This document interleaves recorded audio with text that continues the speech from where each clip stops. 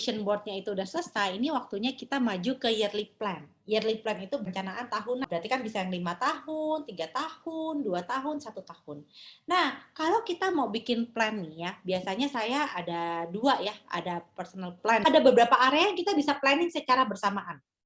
Misalkan karir saya seperti apa, kalau dalam hal keuangan seperti apa, dalam hal kesehatan seperti apa, atau yang lainnya ya. Misalkan Miss Murni nih kalau secara karir ini end goal-nya tadi di vision board-nya mau jadi pengusaha. Nah, berarti dia akan bikin tuh, oke kalau mau buka perusahaan sendiri, berarti kalau secara karir nih, aku mungkin 10 tahun lagi tuh udah harus jadi GM. Nah, terus secara keuangan gimana? Apa sih yang mau kita hasilkan gitu? Yang mungkin lagi mau nabung buat menikah, nabung mau buat beli rumah.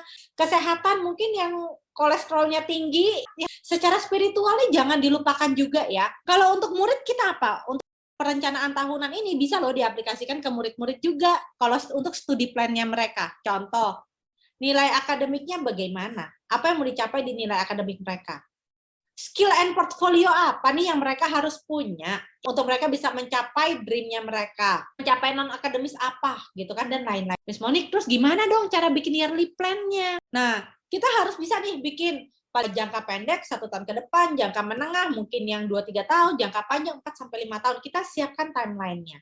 Saya bisa kasih contoh misalkan gini, aku di karir, aku 5 tahun lagi udah mau buka usaha sendiri. Berarti di tahun keempat aku udah harus jadi GM nih. Nah, tapi dimulai tahun ketiga, saya udah mempersiapkan diriku untuk ikut program coaching for entrepreneur. Nah, 2 tahun dari sekarang aku udah harus jadi manajer.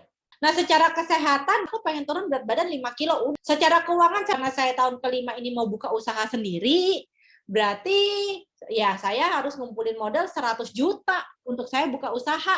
Berarti ya udah saya cicil deh, setiap tahun saya nabung 20 juta. Secara spiritual, saya beragama Nasrani. Jadi saya kasih targetnya tahun pertama saya mau rajin baca Alkitab dulu deh. Nah, di tahun kedua saya mau punya komitmen nih pada komunitas agama. Jadi ketika kita bikin yearly plan, bisa juga tuh planningnya kita bagi berdasarkan areanya.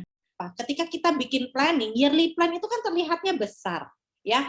Kita harus mampu kayak pizza. Pizza kalau dilihat tuh besar, tapi kita harus slice dia kecil-kecil. Kita potong dia jadi kecil-kecil, ini kita pecahkan lagi sama yang namanya 90 days plan. Jadi contoh, misalkan tadi nih, saya kan pengen nurunin berat badan dalam waktu 1 tahun.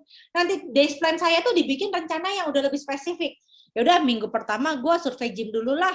Nah minggu kedua nih gue udah harus daftar nih gymnya nih.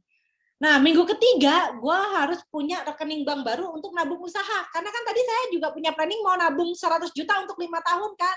Nah jadi kita sudah bisa mulai melangkahkan action plan-nya secara kecil-kecil. Minggu pertama udah harus achieve apa, minggu kedua harus achieve apa, minggu ketiga harus achieve apa. Minggu keempat harus achieve apa selama 3 bulan.